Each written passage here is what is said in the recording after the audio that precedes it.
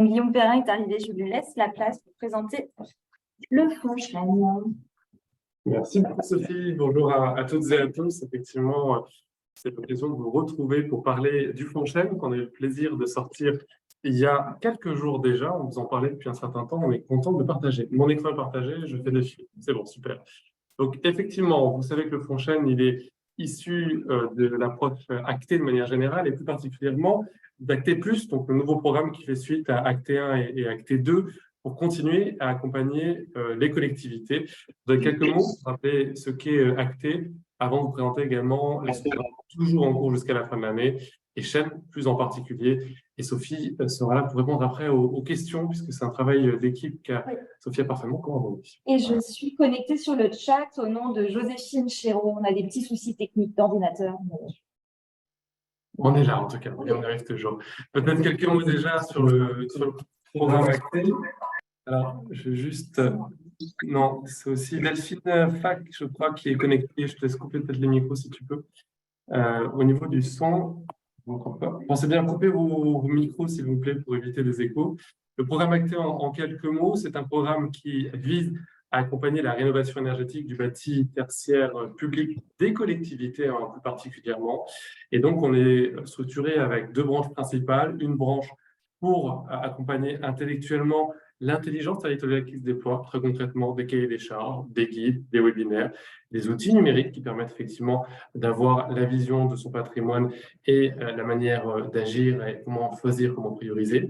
Et puis aussi, mais surtout d'un point de vue financier, les aides financières via des appels à projets ou des sous-programmes qui permettent d'agir sur le patrimoine des collectivités via différents axes. Je vais en parler dans quelques instants. On est donc un programme C2E avec un certain nombre de financeurs que vous voyez à gauche, et ce qui nous permet, en validant la C2E en retour via le ministère évidemment, d'accompagner financièrement les démarches locales côté collectivité. Dans Acté 2, on avait 4 axes financiers pour les appels à projets. Les ressources humaines, au travers de la figure de l'économe de flux, qui est vraiment au cœur du réacteur dans la connaissance du patrimoine, l'accompagnement au patrimoine et la réalisation des travaux. Les outils de suivi de consommation, les logiciels par exemple, tout ce qui va être métrologie également, qui permet de connaître son patrimoine, de suivre dans le long terme ce qui va être fait en termes d'action. Les études techniques, les audits, les schémas directeurs immobiliers énergie, etc. Et ils sont assez nombreux pour bien connaître son patrimoine, savoir par où on va commencer à agir. Et la maîtrise d'œuvre. Sur Acté 2, on était sur une enveloppe de 110 millions d'euros. On est toujours sur la règle côté Acté. 90% vont directement aux collectivités, 10% vont indirectement aux collectivités, puisque ce sont concrètement les salaires de l'équipe, le frais du site Internet, tous les éléments de guide, d'audit et de formation gratuite qu'on propose à l'ensemble des collectivités. Et c'est donc structurer cette aide financière avec des appels à projets et des sous-programmes. Les sous-programmes, ils sont ouverts en aide-guichet toute l'année, alors que les appels à projets ils sont timés dans le temps avec un calendrier. On verra celui de chaîne à la fin de ma présentation. Et les sous-programmes, ils vont s'intéresser à certains types de patrimoine, de bâti, par exemple l'éclairage public avec l'UMAG, par exemple tout ce qui va être le Challenge Cube sur la sobriété, qui ces deux programmes sont toujours ouverts actuellement dans le T2, de manière effectivement à avoir l'accompagnement sur ce type de patrimoine-là, ou bien les piscines et bientôt les patinoires au niveau d'Acté+. Comme je vous disais, Acté, c'est certes de l'aide financière, mais c'est aussi et surtout un centre d'accompagnement, d'expertise pour répondre à vos différentes questions. D'abord par la figure du réseau d'économes de flux. L'économe de flux au niveau le plus local, ce qu'on apporte nous en termes d'animation, de groupe de travail, d'outils au niveau national et de rencontres nationales aussi. N'oubliez pas pour les économes de flux qui nous écoutent et les CEP aussi, puisque c'est une rencontre qui est transverse avec différents réseaux dont la thème qu'on organise les deuxièmes grandes rencontres nationales au mois d'octobre de cette année. Une information officielle partira dans quelques jours. Une cellule de soutien pour accompagner les collectivités dans la question, qu'on soit grand débutant en disant par où je commence sur la rénovation énergétique, je veux agir sur mes factures, ou au contraire déjà assez avancé et des demandes complémentaires plus spécifiques, mais aussi et surtout un centre de ressources en accès libre, donc bibliothèque, outils numériques, cartographie, énormément d'éléments qui permettent de mieux connaître son patrimoine et donc d'agir sur l'ensemble des phases, à la fois l'amont sur cette connaissance-là, on va cofinancer en termes d'accompagnement, à la fois la réalisation et l'aval sur le suivi des performances qui ont été faites, sur le fait de cranter l'action et d'avancer à ce niveau-là. Au niveau de l'écosystème dans lequel on s'insère, on ne travaille pas tout seul. J'ai mentionné l'ADEME, qui est un de nos grands partenaires au niveau de la mise en place du programme et du lien entre les réseaux historiques d'un côté CEP et économe de flux de l'autre. On va rassurer sur l'écran noir. Évidemment, la Banque des territoires, je vais en parler dans le cadre d'Acte Plus en l'occurrence, le fonds vert, tous les éléments DSI, DSIL, DETR, etc. qu'on peut retrouver, le mécanisme DC2E pour avoir un bouclage de plan financier adapté à ces niveaux-là. Acte Plus, du coup, qu'est-ce que c'est en l'occurrence? C'est la suite d'Acte 2. On n'a pas appelé Acte 3, on nous a suggéré d'appeler ça plutôt Acte Plus. On a suivi la suggestion ministérielle, en l'occurrence, qui nous avait été faite à ce propos. Ce qui est intéressant, c'est qu'on prend la même philosophie, les mêmes éléments dont on a testé déjà la robustesse, centre de ressources d'un côté, financement du passage à l'acte de l'autre, pour effectivement continuer à accompagner les collectivités, mais avec une enveloppe qui continue à croître à la mesure des enjeux que vous portez au niveau local et des ambitions qui sont réalistes. Donc, on était à 100 millions plus 10 millions d'euros d'enveloppe exceptionnelle sur l'éclairage public dans l'acte 2. On passe à une convention qui est annoncée par la ministre en octobre dernier à 220 millions d'euros, qui va se retrouver mise en place sous la même forme que ce qu'on a vu précédemment, à savoir la partie violette sur mon écran à gauche, qui est effectivement la partie centre de ressources, donc tout ce qu'on va avoir en termes de guide, de cahier des charges, d'animation, d'expertise, etc. La partie bleue, en l'occurrence, les différents fonds que vous allez voir. Et vous pourrez évidemment prendre le temps de revoir l'ensemble des diapositifs à la suite du webinaire. Toujours sur cette règle, 90%, 10% de l'autre côté. Aujourd'hui, on va parler du fonds Shell. C'est la thématique du webinaire du jour. C'est notre fonds principalement doté. Je pense que vous voyez ma souris quand je la bouge sur mon écran. Donc, qui est effectivement le point central d'Acte Plus. Donc là, le fonds Shell, vous avez, pour ceux qui nous suivent depuis un certain temps et qui se concrétisent par des travaux et une ambition locale que vous portez, on avait travaillé ensemble à faire croître une forêt, des séquoias, des merisiers, des peupliers, etc. On a simplifié un petit peu le vocabulaire, c'est une grosse révolution, avec celle-là, je vous rassure, en disant on prend un type d'arbre, chêne, arbre massif, qui va nous permettre de traiter tous les types de bâtiments tertiaires. Donc, le gros changement entre Acte 2 et Acte Plus, c'est qu'on ne va plus vers une approche sectorisée de type de bâtiment par appel à projet, c'est que le fonds Shell va accueillir tous les bâtiments tertiaires sans distinction pour favoriser les approches globales. Et l'autre élément, c'est qu'on a mis en place un cahier des charges qui nous a pris du temps pour bien l'affiner, qu'on a sorti du coup il y a une dizaine de jours et qu'on va garder tout le long du programme. Donc, si vous n'avez pas le temps, pas l'occasion, pas encore pris la connaissance de vos patrimoines, des actions à mener, de la réflexion mutualisée que vous pouvez mettre en place par vos voisins, pas besoin de se presser pour la première session. Il y en aura une deuxième, une troisième, une quatrième, et ainsi de suite, avec des règles transparentes que vous connaissez dès aujourd'hui, qui vont rester stables sur la durée du programme en l'occurrence. Donc ça, c'est quelque chose qui est assez intéressant et qui permet effectivement de poursuivre la vision territoriale sur le long terme, puisque Acte Plus va aller jusqu'au 31 décembre 2026. On est toujours sur la même philosophie, on n'a pas 4 lots d'action, mais 5. En réalité, c'est un des sous-lots qu'on a fait apparaître plus clairement. Donc, toujours économe de flux, le cœur du réacteur sur lequel on souhaite effectivement mettre le maximum de moyens pour accompagner les collectivités, une logique de bonus que je détaillerai dans quelques instants, des outils de mesure, de suivi de consommation, du patrimoine, de connaissances, etc. Études techniques, financières, économiques, juridiques, tout ce qui permet effectivement au niveau énergétique d'avoir sa vision. Études de maîtrise d'œuvre et AMO et autres prestations intellectuelles. Porteurs de projets éligibles, toujours les collectivités et assimilés ou travailler avec les collectivités, SPL et ALEC plus particulièrement. On garde effectivement la règle précédente sur les coordinateurs dont on avait parlé dans Acte 2. Bâtiments éligibles, c'est les bâtiments tertiaires, enfin les bâtiments de collectivité à usage principal de tertiaire, et une logique de subvention de base.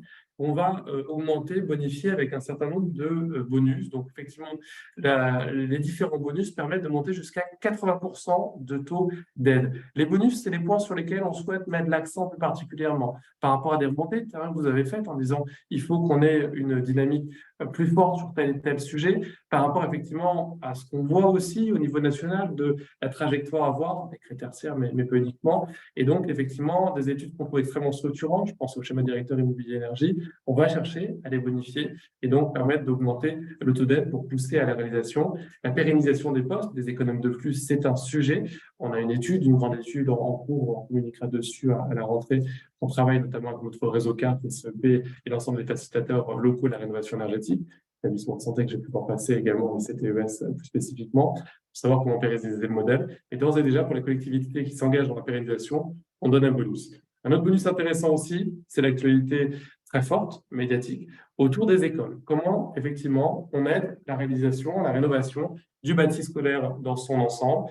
Pour ce faire, on a travaillé avec la Banque des Territoires pour que, au sein d'Acté, on ait une ligne, donc on a une convention nationale avec la Banque des Territoires, qui permet de bonifier des aides d'Acté grâce à une enveloppe exceptionnelle de la Banque des Territoires, le programme EduRénov, qui aura aussi ses propres entrées par ailleurs, pour avoir une bonification sur le poste d'économe de flux, des études énergétiques et la maîtrise d'œuvre vis-à-vis effectivement des bâtiments concernés comme les écoles plus particulièrement.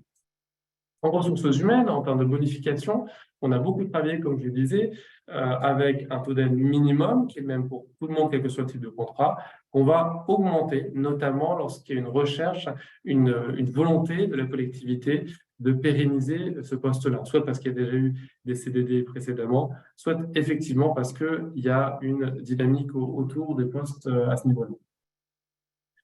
Sur le lot 2, la petite mesure et le suivi de consommation, on a plus précisé ce qu'on mettait dedans aussi, parce que c'est vrai que dans la PE, ça a généré beaucoup de questions. Donc là, c'est quand même assez éclairci à ce niveau-là pour aider tous les types d'outils qui permettent de connaître sa consommation, de le suivre dans le long terme. Et on sait que c'est des outils d'aide à la décision extrêmement importants également.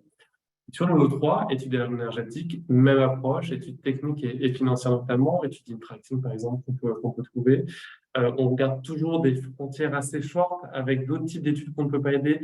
Les études de mise en place d'une énergie renouvelable ne sont pas éligibles. Pourquoi? Parce que pour notamment les ENR thermiques, il y a le flux de chaleur, et c'est là où l'ADEME interviendra à ce niveau-là. Et effectivement, la volonté est de garder des études réalisées en externe, bureau d'études, AMO, etc., et non pas en interne par rapport aux règles qui sont fixées par notre comité de pilotage.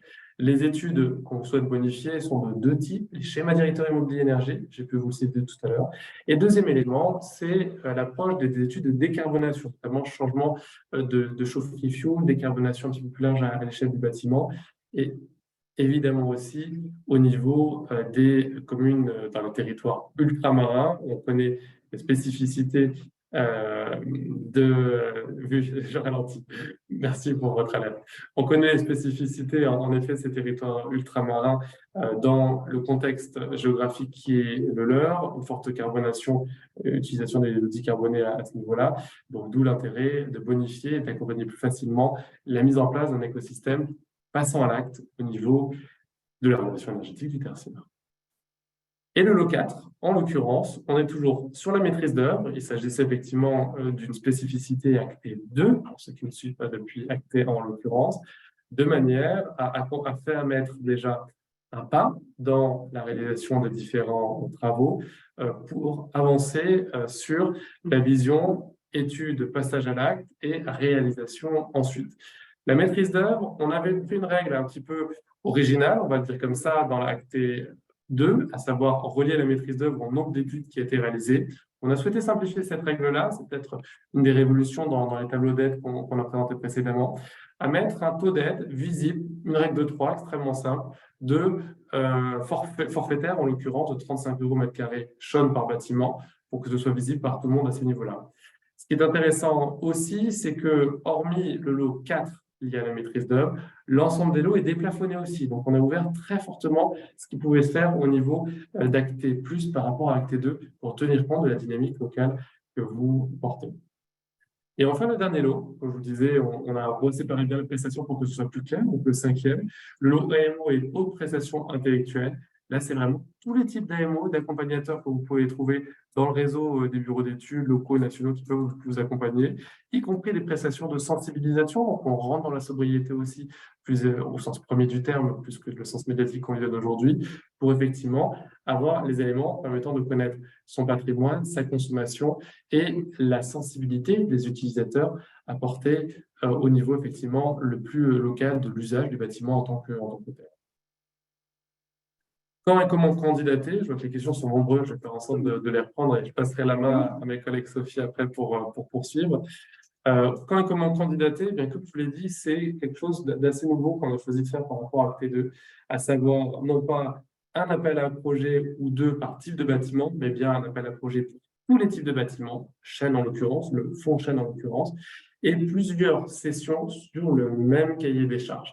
95% peut-être qui ont des éléments qu'on va optimiser. Et globalement, le travail qu'on a fait pendant plus de 6 mois sur les mois précédents, c'était d'essayer de faire le cahier des charges le plus complet possible, l'outil de candidature le plus complet possible avec un CRM qui justement va être mis en ligne dans les prochains jours, en l'occurrence, semaine prochaine pour le coup, pour déposer les candidatures, et surtout de vous donner une visibilité sur les différentes sessions qui sont ouvertes de chaîne. Donc, encore une fois, ça n'est pas parce que vous n'êtes pas prêt pour candidater à la première session du Franchaine d'aujourd'hui. Pas d'inquiétude, vous pouvez d'ores et déjà en contact avec le chargé de mission, le référent de votre région pour préparer la candidature, optimiser les différentes lignes, les lots, etc. Et puis, on vous orientera plutôt sur la deuxième session ou la première si finalement il s'avère que vous êtes suffisamment prêt, et ainsi de suite. Il sera aussi possible de candidater à la première session, puis de revenir à une troisième ou quatrième session pour compléter avec d'autres territoires, d'autres bâtiments, d'autres éléments qui permettent d'avancer à ce sujet-là. Donc, vous voyez un peu le déroulé qui se passe, qui nous permet d'avoir une vision sur l'ensemble de la durée du programme, d'avoir le financement le plus long possible. C'est ce sur quoi on avait beaucoup insisté. C'est un gros travail qu'on avait fait avec le ministère pour que le programme ne soit pas que de 3 ans, mais de 4 ans. Donc, du coup, ça nous permet d'avoir des subventions sur la totalité de la durée de nos conventions programme. Donc, tous ceux qui passent entre la saison 1 et la dernière saison de CHM seront bien subventionnés jusqu'au 31 décembre 2026. Et ça permet tout de suite d'avoir une vision sur le plus long terme possible. Dernier élément avant de passer aux questions, les modalités de candidature au fonds de chaîne, ils se traduisent sous différents aspects. On garde l'esprit de la mutualisation. Il n'est plus obligatoire, effectivement, parce qu'on s'est rendu compte dans l'acte 2, il y a quelques mutualisations un petit peu forcées, donc on ne cherche pas à forcer la mutualisation. L'idée de la mutualisation de base, c'est de faire le lien entre différents territoires, différents projets, et de voir s'il y a des choses en collaboration qui peuvent être faites pour porter des postes d'économes de flux sur quelque chose de plus large, ou pour porter effectivement des effets de levier prix dans des commandes groupées d'études, par exemple, à terme de matériaux pour la partie rénovation, et de créer cette émulation locale que vous portez en fait en réalité déjà, qui permet d'être structuré avec un apport financier intéressant. Pour les structures éligibles en termes de porteurs de projets, toutes les collectivités, les accompagnateurs, les SPL et les ALEC en tant que tels, modulo le fait que ça doit toujours être une collectivité qui est coordinateur d'un groupement en l'occurrence. Effectivement, éligibilité des dépenses, on est bien entre la date d'annonce des lauréats, donc fin septembre environ pour le premier jury de chaîne en l'occurrence, jusqu'au 31 décembre 2026. Et ça, c'est une vraie liberté qui permet d'aller pousser jusqu'au bout des projets. Pas de rallonge possible, par contre, mais ça reste quand même un temps assez intéressant.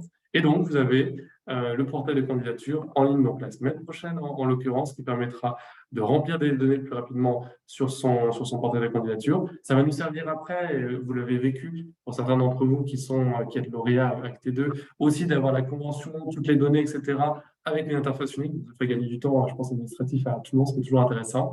À noter qu'effectivement, il est important de fournir la liste des bâtiments. Ça, c'est un point extrêmement important, dès lors qu'on souhaite accéder à certains bonus. Je pense en particulier aux bonus scolaires.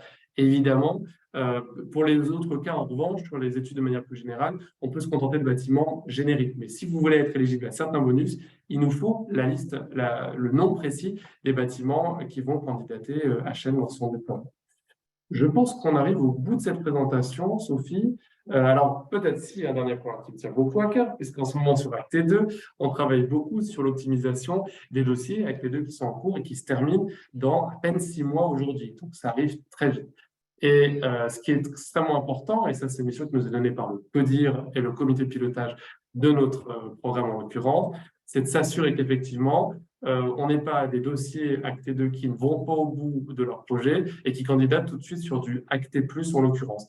Si des lauréats ne vont pas au bout de leur dossier Acte 2, leur dossier sera défavorablement instruit et voté au niveau du jury pour accéder à des financements Acte Plus. De même, si les projets ont trop changé sans justification valable, évidemment, parce qu'un projet, ça vit toujours, ça va de soi, et on l'entend tout à fait, ça s'accepte, les fiches de suivi, les interactions avec les différents chargés de mission et référents régionaux. À ce moment-là, l'impression sera défavorable du côté du jury pour reconfier les fonds si les fonds précédents n'ont pas été correctement utilisés. Donc ça, c'est un point extrêmement important. La mutualisation, si elle n'est plus obligatoire, reste fortement conseillée et appréciée de la part du jury. Et l'analyse du passage à l'acte dans la vision après financière qu'on peut traduire, exemple les PPI sur la vision long terme budget qu'on peut avoir dans l'investissement des bâtiments, est extrêmement importante aussi. J'ai beaucoup parlé, parfois un petit peu trop vite, et j'en suis vraiment navré. J'espère que le replay et le PowerPoint permettront de reprendre les éléments. Il y a beaucoup de questions. Sophie, est-ce que je te laisse les sélectionner peut-être ou est-ce que je les prends au hasard, comme tu préfères? Je peux t'en lire quelques-unes. Oui. Vas-y. Si le PCI porte les études et travaux pour ses membres, chaque commune de 3500 habitants, sur 15, peut-on bénéficier du bonus commune rurale? Une seule commune. J'imagine que la question, c'est plutôt une seule commune de moins de 3500 habitants. Donc, on peut bénéficier du bonus commune rurale, effectivement, pour toutes les communes concernées par la définition de la commune rurale. En l'occurrence, cette commune rurale au sein de l'EPCI bénéficiera bien du bonus commune rurale. La totalité des membres de l'EPCI, non, s'ils ne sont pas considérés comme commune rurale.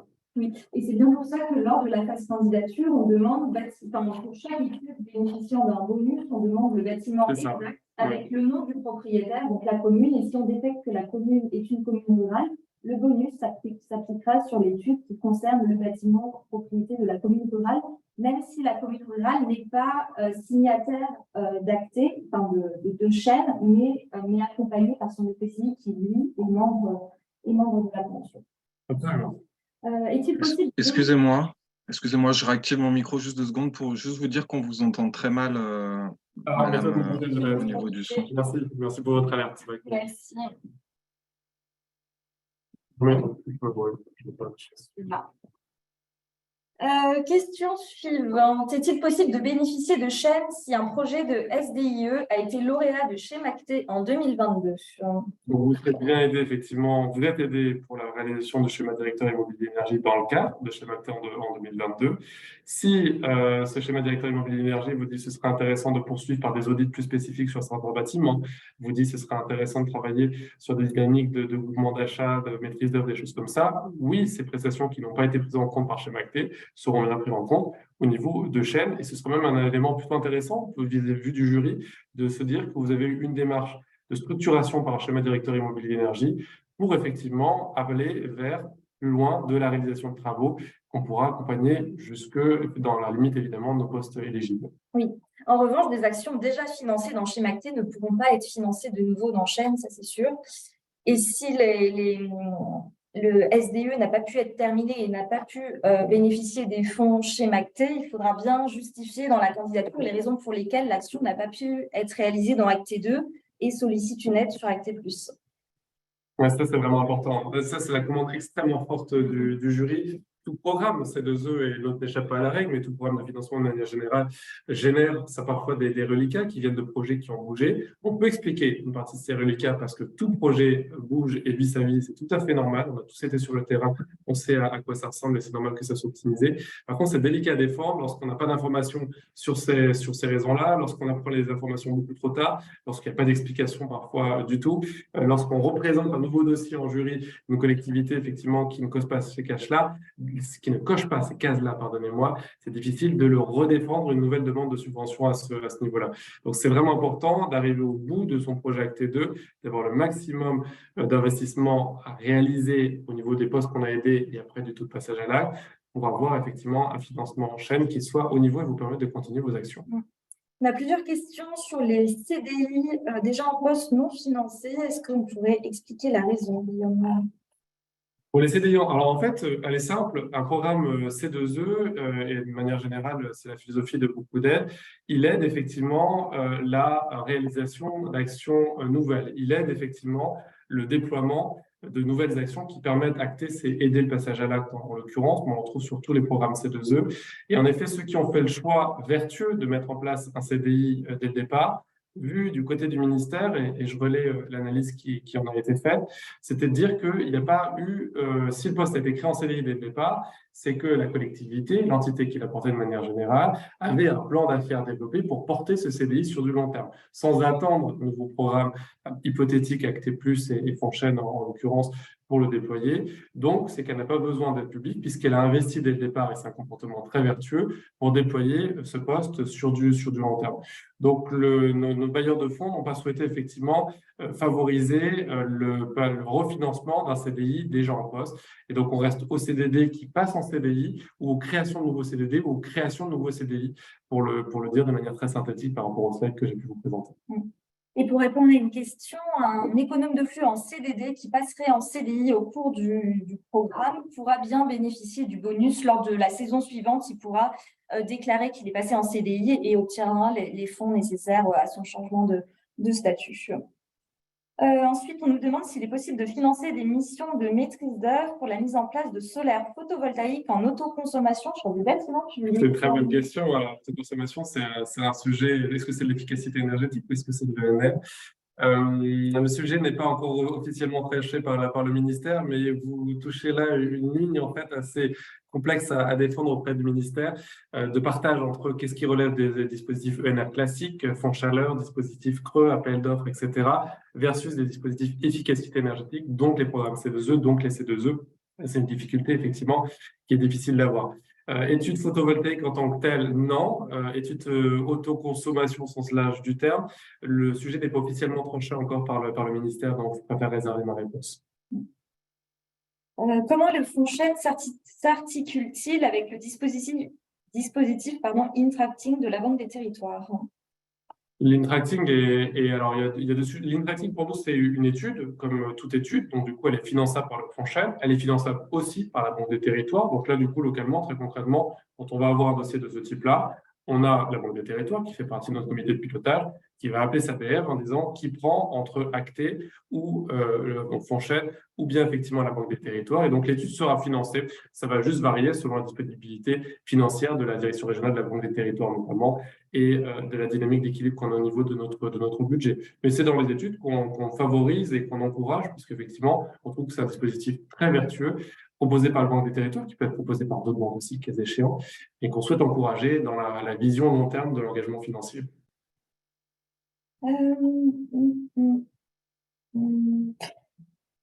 Je cherche d'autres questions. Sur le lot 2, est-il possible de financer des développements et ou un abonnement à un logiciel de suivi énergétique déjà existant?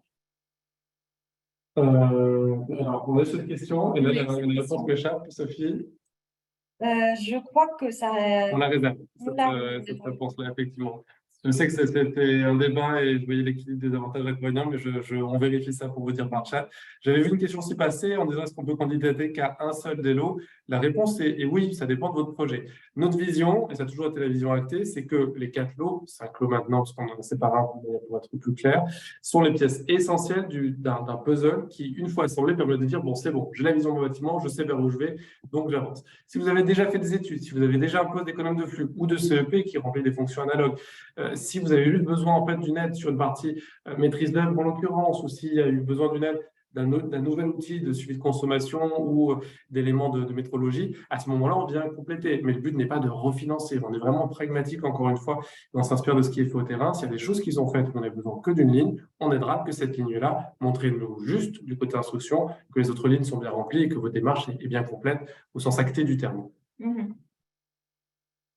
Compte tenu des difficultés à recruter un économe de flux, est-il possible de confier cette mission à un bureau d'études AMO? Est-ce que cela rentre dans le lot 5? Le 5 permet effectivement des missions d'AMO un peu plus étendues que la mission d'économe de flux, puisque ça va aller jusqu'à réaliser des audits, des aspects financiers, etc. ou autres. Donc, pour voir quel est votre besoin. Là, clairement, effectivement, c'est possible de ne faire appel qu'au lot AMO et pas au lot économe de flux, ou l'inverse, ou les deux, encore une fois. Ce sera ma réponse que je ferai. Là, je vous invite vraiment à envoyer un mail à votre référent régional acté, de manière effectivement à voir comment on oriente au mieux les choses. Mais si ça se défend tout à fait dans votre projet, ça suivra en ce sens, il n'y a aucun problème par rapport à ça. Une collectivité de 2000 habitants peut-elle candidater seule? Alors, formellement, oui, effectivement, puisque la mutualisation n'est plus un critère obligatoire. En pratique, on a, c'est la volonté des différentes associations d'élus qu'on consulte pour créer Acté, en plus de la FNCCR qui porte le programme et l'AMF qui le soutient. On a effectivement attiré notre attention très forte sur l'idée d'aider les communes seules. Néanmoins, l'avis du COPIL est quand même de chercher à mutualiser au maximum. Donc, très concrètement, quand on reçoit ici, au niveau des bureaux d'Acté, une demande d'une commune isolée, le premier élément dont on va faire part à la commune, c'est est-ce que vous n'avez pas des voisins à proximité qui pourraient travailler de manière mutualisée? D'autres communes, un EPCI, un syndicat d'énergie, une ALEC qui anime, etc. Est-ce qu'il y a d'autres acteurs que vous qui ont peut-être cette même envie de passer à l'action, le même stade d'avancée ou différent, Nous, on a aussi des cartographies, on a les lauréats actés, on a l'ensemble des actions qui sont menées par la Banque des territoires, par l'ADEME, par tous ces facilitateurs qui existent déjà pour voir s'il n'y a pas des mises en relation utiles à faire. La mise en relation, la mutualisation, ça ne doit pas être vu comme une contrainte, ce n'est pas du tout comme ça qu'on pose, parce que vous voyez que ce n'est plus une obligation pour nous, c'est plutôt un fonctionnement vertueux qu'on cherche à encourager. Comment est-ce que j'optimise le portage d'un poste en interne à nos collectivités, type économe de flux ou d'autres types de postes qu'on peut trouver? Comment est-ce que j'optimise le groupement d'études qu'on peut avoir, la mise en place d'une tracking sur plusieurs bâtiments, la mise en place de CPE avec tiers financement dans la loi dernièrement qui est passée, pour avoir une masse de bâtiments suffisamment intéressant pour intéresser des partenaires externes ou avoir en tout cas l'ingénierie locale suffisante pour la mettre en place et avoir des effets levier prix de notre côté. Un CEP en fin de contrat dont le poste pourrait être évolué en économe de flux peut-il être éligible? Ça, ce sera arbitré au niveau du jury, clairement. L'ADEME fait partie de notre jury et ce sera l'ADEME qui aura la dernière voix à ce niveau-là. Si effectivement les missions évoluent, c'est tout à fait envisageable pour être plus cohérent par rapport à ce qui est défini au national, mais aussi au niveau local, hein, parce que vous l'avez compris, la différence économe de flux CEP, on avait notre vision au niveau national, avec un économe de flux beaucoup plus orienté sur la partie financement, un CEP lorsqu'il était présent sur le territoire plus technique, c'est comme ça que le réseau historiquement s'était construit, et puis en fait après il y a la réalité du terrain qui montre qu'au final les postes peuvent être poreux selon les cas. Donc tout dépend effectivement de la manière dont le poste est défini, le projet, et évidemment la validation de l'ADEME nationale qui va consulter la direction régionale pour voir si c'est possible, l'ADEME étant un partenaire clé de ce programme-là. Faut-il une délibération pour candidater? En délibération, Une Sophie? délibération pour candidater? Non, c'est que à partir de l'annonce des lauréats que vous pourrez délibérer. Il faudra bien délibérer pour pouvoir signer la convention, mais au stade candidature, ce n'est pas la peine. On demande toutefois une lettre d'intention de candidater. On ne veut pas ajouter la charte administrative à la charte administrative courante. C'est ça le message. Donc, on ne va pas demander de prendre une délibération entre aujourd'hui et fin juillet, la date de fin pour le chaîne 1 et ainsi de suite, parce qu'on sait que comment les conseils municipaux, intercommunaux, syndicaux, etc., sont assez riches en ce moment, et de manière générale. Donc, on ne veut pas rajouter une démarche administrative en plus. Donc, on a simplifié cette partie-là. Il va falloir que je vous laisse, Sophie. Je te laisse continuer du coup dans les différentes réponses. D'accord, oui. C'est bon pour toi? Oui. Et je dois réenchaîner sur d'autres rendez-vous. Il y a un chargé de mission là? Oui, pour revenir en complément, oui, je fais pas de souci. Moi, je vous laisse. Le replay sera disponible sur notre site internet, le support, mais surtout, vous l'avez bien compris, on n'arrête pas là. C'est-à-dire que là, c'est pas, on attend tranquillement les dossiers assis confortablement dans nos bureaux. Non, nos téléphones doivent sonner, nos mails doivent se remplir d'intentions de candidature, raisonnablement, mais avec vos projets, en disant voilà l'idée que j'ai eue, voilà ce que je porte, qu'est-ce que vous en pensez, comment ça rentre dans les cadres, est-ce que je vais tout seul, est-ce qu'on fait à plusieurs, sur combien d'années, qu'est-ce que ça apporte de plus par rapport à ce que j'ai déjà fait dans Acté 2, comment je prends pour aller au-delà dans Acté plus, élargir, plus de monde, plus d'ambition, etc. C'est vraiment l'idée. Donc là, on est amené à se revoir très régulièrement par l'ensemble des différents référents territoriaux, chargés de mission, etc., de manière à avoir en effet cet échange fructueux qui fait les bons dossiers, parce que plus le dossier est préparé, et c'est notre rôle en tant qu'acté, c'est de défendre les dossiers, que les choses soient très claires devant le jury qui va nous amener à les réajuster le cas échéant. Qu'on soit la première session ou la dernière, je pense que c'est une question que j'ai vu passer aussi rapidement. Encore une fois, effectivement, plus on n'a pas... Alors, un mot, quand même, pour répondre à une question. On a prédéfini effectivement des enveloppes de budget par session. Néanmoins, on reste aussi pragmatique. S'il faut mettre plus d'argent sur une session, on mettra plus d'argent sur une session. Donc ça, c'est très clair. Plus vous passez au début, soyons clairs aussi, plus vous aurez du temps de réalisation de vos actions. C'est extrêmement clair aussi. Mais encore faut-il que le dossier soit éligible et prêt à ce niveau-là. Il ne s'agit pas de déposer les dossiers de lettres d'intention à la première session. Il s'agit de déposer les dossiers les plus complets possibles aux premières sessions pour avoir le plus de temps possible en refinancement, quitte à compléter aux sessions suivantes. Une collectivité qui aurait beaucoup plus besoin de temps de préparation et qui ne viendrait qu'à la 3e, 4e, 5e session serait tout en temps éligible et aurait toujours accès à un financement acté. On fait en sorte d'équilibrer notre budget pour accueillir les collectivités jusqu'au bout d'acté, encore une fois. On ne va pas tout dépenser à la première session, ça ne va pas être les robinets ouverts sur la première ou la dernière session. On aura la même rigueur d'analyse et la même volonté d'accompagnement des collectivités. Je vous dis à très bientôt et je laisse Sophie et les collègues qui viennent repasser. À très bientôt, merci. Ouais. Du coup, je prends la suite des questions. Il y en a eu énormément, donc je ne garantis pas de pouvoir répondre à toutes. Déjà, juste pour répondre à une question, est-ce qu'une FAQ avec les questions de ce webinaire est prévue? Justement, je travaille sur une FAQ dédiée à Chaîne, donc je pourrais reprendre les questions les plus pertinentes qui ont été posées aujourd'hui, si ça peut vous rassurer. Et toute l'équipe est bien sûr à votre disposition par mail, par téléphone pour répondre à toutes vos questions. Je vais peut-être prioriser les questions dont les réponses ne sont pas très claires dans le cahier des charges et qui nécessitent peut-être plus de précision à court terme. J'ai vu passer une question sur est-ce qu'une candidature d'un syndicat d'énergie qui candidaterait seul est considérée comme une mutualisation. La mutualisation a différentes définitions, si je peux dire les choses ainsi. On considère comme mutualisation une candidature avec des bâtiments qui appartiennent au moins à 2 propriétaires publics différents. Donc, pour prendre le cas, je ne vais pas prendre le cas du syndicat d'énergie, mais par exemple le cas d'une intercommunalité. Si l'intercommunalité candidate seule uniquement pour ces bâtiments intercommunaux, ce n'est pas considéré comme de la mutualisation. En revanche, une intercommunalité qui candidate pour ces bâtiments plus celui de ses communes ou seulement pour les bâtiments de ses communes, c'est considéré déjà comme une première étape de mutualisation car il y a plusieurs propriétaires de bâtiments. Mais le type de mutualisation qu'on essaye d'encourager, c'est vraiment la mutualisation d'acteurs qui ne sont pas forcément amenés à travailler ensemble dans la vie de tous les jours. C'est-à-dire que l'intercommunalité travaille déjà avec ses communes au quotidien. Donc, on essaye d'encourager les candidatures entre plusieurs intercommunalités, notamment. Pour le cas du syndicat d'énergie, vu qu'il accompagne différentes communes, c'est considéré en effet comme de la mutualisation. Après, 2 syndicats d'énergie peuvent aussi se regrouper pour une candidature commune parce que l'objectif, c'est vraiment de créer une dynamique territoriale pour avoir plus de poids pour négocier auprès de prestataires, réaliser des économies d'échelle.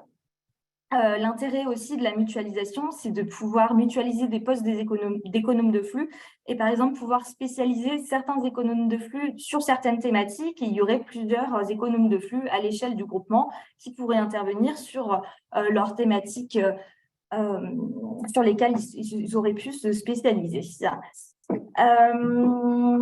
D'autres questions?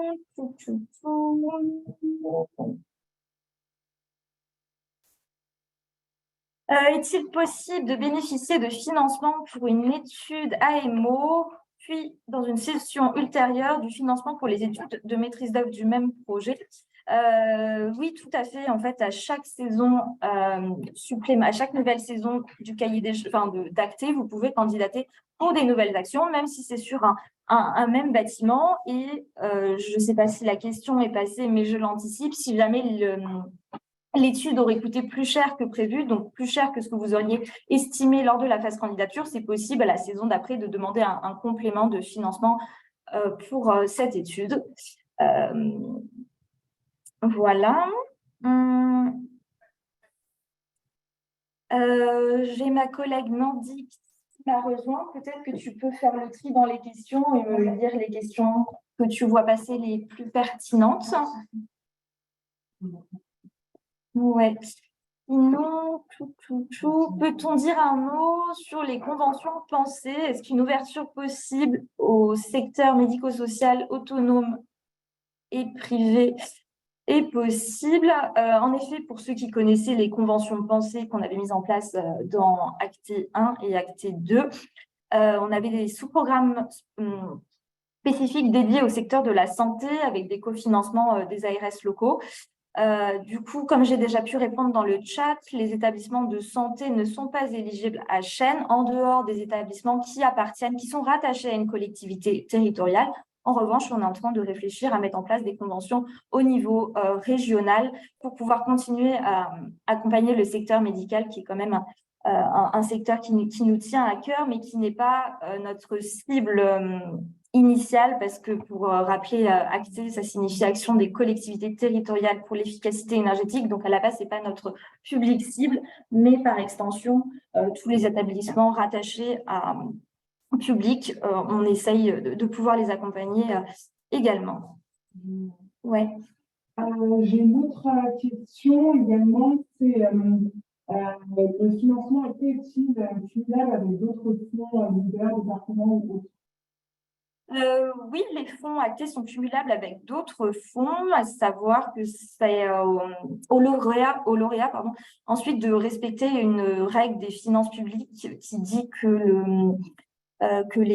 qui doit rester un reste à charge de 20% pour la collectivité. Donc, il y a une limite de 80% de taux de subvention, mais en tout cas, acté, les fonds chaînes sont bien cumulables avec d'autres fonds dans la limite de 80%, et c'est au lauréat de veiller à au respect de ce seuil, sachant que dans la phase candidature au fonds chaîne, on demandera de signer une attestation d'ailleurs de déclaration des cofinancements obtenus ou envisagés pour certains lots.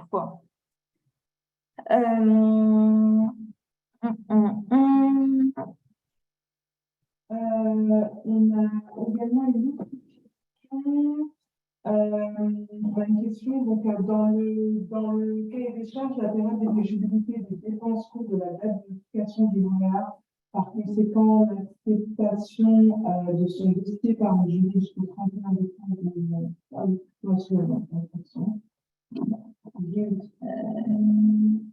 Est-il possible d'avoir les coordonnées des référents régionaux? Du coup, notre cahier des charges est en ligne depuis le 20 jours, bientôt maintenant.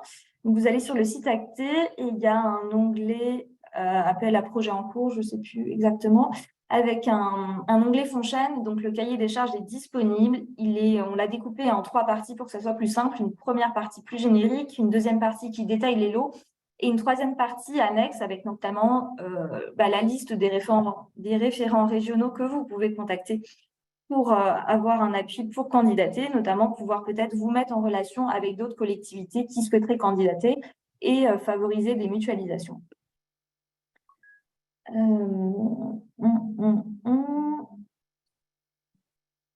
Si l'on dépose en deuxième session, à partir de quand les dépenses de personnel donc économe de flux, j'imagine, sont-ils éligibles?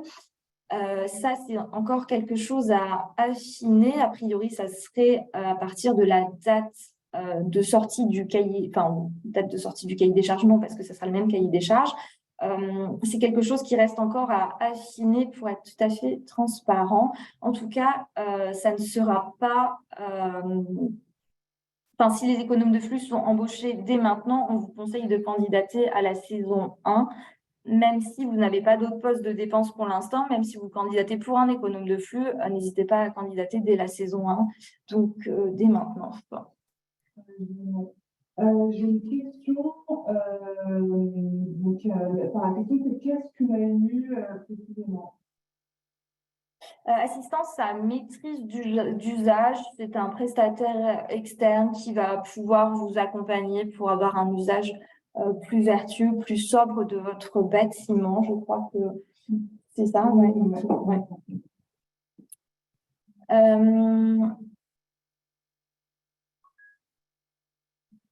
Dans le cas de regroupement de plusieurs EPCI, est-il possible de travailler sur un bâtiment d'une collectivité de la CDC, je ne sais pas ce que ça veut dire, CDC, communauté de communes, oui, moi j'ai l'habitude de CC pour ce sigle, d'une collectivité de la communauté de communes, sans que cette commune ait été déclarée dans la candidature.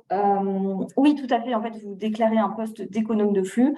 On vous demande une liste un peu déclarative des communes sur lesquelles l'économe de flux va travailler. Nous, ça nous sert à avoir un suivi de ce qu'on finance, savoir le nombre de communes accompagnées en France sur le territoire. Mais toutes les communes qui bénéficient des services de l'économe de flux ne sont pas obligées d'être déclarées dans la candidature. Donc, elles ne sont pas obligées de candidater, de signer la convention.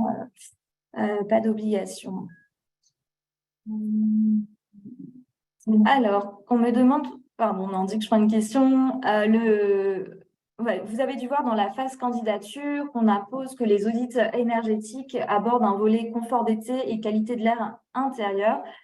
Donc, on est en train de finaliser ce modèle de cahier des charges qui sera disponible bientôt sur les sites internet. Je crois que mes collègues m'ont parlé du mois de juillet. Sachant que je n'ai pas vu la question, mais j'anticipe.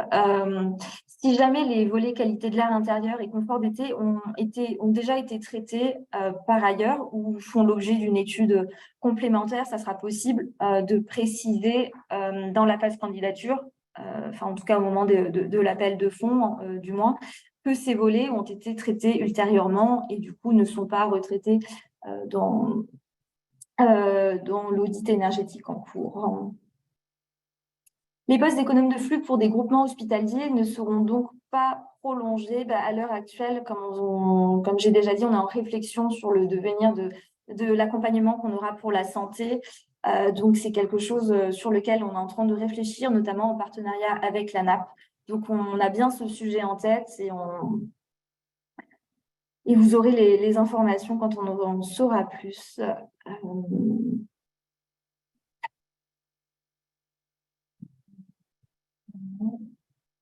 Est-il obligatoire d'avoir une stratégie énergétique pour pouvoir solliciter le fonds Chêne?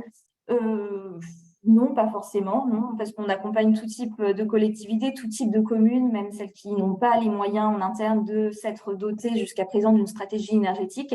Et le recrutement, notamment d'un économe de flux ou bénéficier des services d'un économe de flux d'une structure voisine permet notamment à la collectivité de pouvoir se doter de cette stratégie. On accepte vraiment tout le monde. Est-ce que des bâtiments neufs peuvent être financés? Tous les bâtiments existants peuvent être financés, bénéficier des fonds Chêne. Donc, même s'il est neuf et qu'il y a moyen d'améliorer encore les choses, on peut financer des études sur ce bâtiment. En revanche, on ne finance pas les études qui portent sur la démolition, reconstruction de bâtiments, ni sur les extensions de bâtiments. On est vraiment sur un parc de bâtiments existants, quel que soit son âge.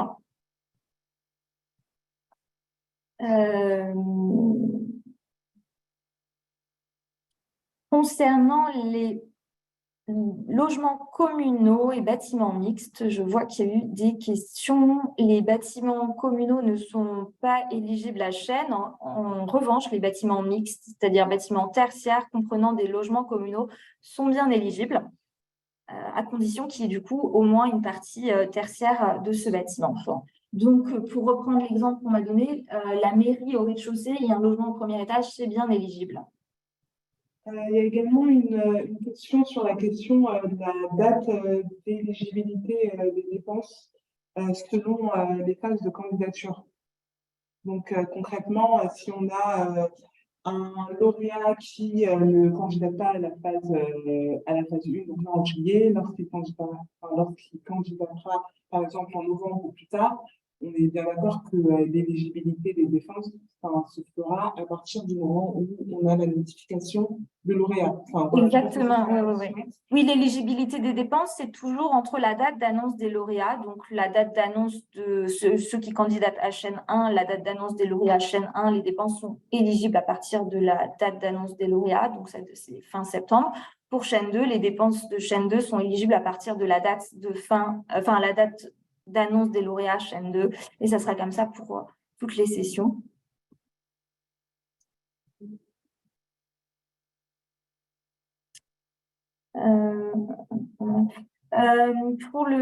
Je vois une question sur comment mobiliser le bonus de 25% de passage en CDI dans une collectivité, sachant que pour proposer un CDI en fonction publique, l'agent doit avoir fait 6 ans sur le poste avant de pouvoir lui proposer un CDI.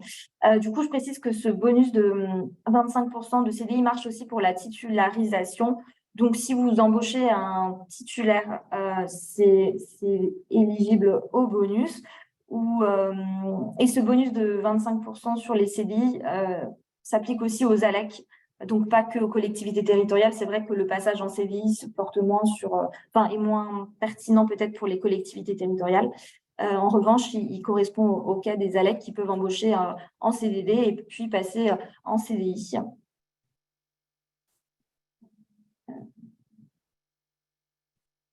Le fonds Chêne est financé uniquement par des certificats d'économie d'énergie. Ouais, je vois la question. Avec peut-être une petite nuance à apporter par rapport au bonus bâti scolaire. Donc, on a un abondement de la Banque des territoires sur les bonus dédiés au bâti scolaire. Une question aussi très simple, mais la date d'embauche du titulaire doit donc être postérieure à 15 septembre prochain 1. Donc là, j'imagine que c'est pour le recrutement dans le commande de flux, mais je crois que justement, il y a Il y a des petites subtilités que je détaillerai avec soin dans la FAQ que je prépare parce que du coup, je vous ai dit que la date d'éligibilité des dépenses commence à partir de la date d'annonce des lauréats. En revanche, les devis peuvent être signés à partir de la date de publication du cahier des charges, donc 1er juin. En revanche, les postes, soyez attentifs, les postes d'économes de flux pourront être financés à partir de la date de publication du cahier des charges et ils ont pu être embauchés à partir du 3 avril. Pourquoi 3 avril? Parce que c'était la date initiale de sortie du cahier des charges. Donc, on s'est dit que les collectivités qui avaient pu recruter à partir du 3 avril pour anticiper le FONCHEN, on ne voulait pas les pénaliser d'un recrutement qui aurait eu à partir d'avril. Donc, la date d'embauche qui compte pour chaîne 1, c'est à partir du 3 avril. Donc, tout économe de flux embauché avant le 3 avril, on doit attendre la fin de son CDD pour pouvoir le refinancer. En revanche, un économe de flux financé à partir du 3 avril est bien finançable dans la saison 1. Donc, la date de financement commence à partir du 1er juin si la collectivité est lauréate.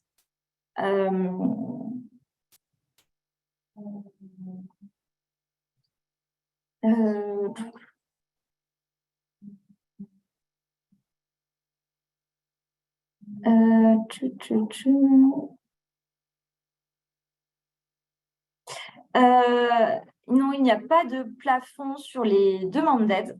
Contrairement, ça c'est une nouveauté par rapport à Acte 2, plus de plafond. Enfin, le seul plafond, c'est le taux de subvention qui est plafonné à 80% avec le cumul des bonus. Mais on a enlevé justement ces bonus par membre parce que dans le cas par exemple, d'un syndicat d'énergie qui candidatait seul pour toutes ses communes, il avait le même plafond que par exemple une commune qui candidatait seule et du coup c'était pas ça a empêché notamment les SDE de mener plus d'actions. Donc c'est pour ça qu'on a supprimé ces plafonds. Si la collectivité est lauréate, que se passe-t-il? Elle peut tenter de recandidater à la saison suivante. Mais a priori, si elle respecte les critères, il n'y a pas de raison qu'elle ne soit pas éligible à Chênes, parce que comme disait Guillaume Perrin, il y a une enveloppe assez importante, donc il y a des fonds pour tout le monde, pas de panique. Le fonds Chênes fixe-t-il un montant plafond de l'assiette de subvention par groupement? Il n'y a plus de plafond, donc je ne suis pas sûre de bien comprendre la question. Mais le taux de 80% s'applique en fait à chaque axe à chaque action demande pour lesquelles on demande des fonds.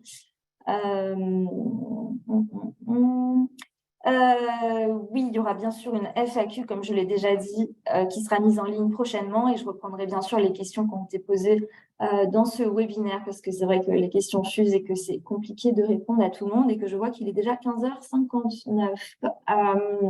Je regarde si on a le droit à une petite question bonus au hasard.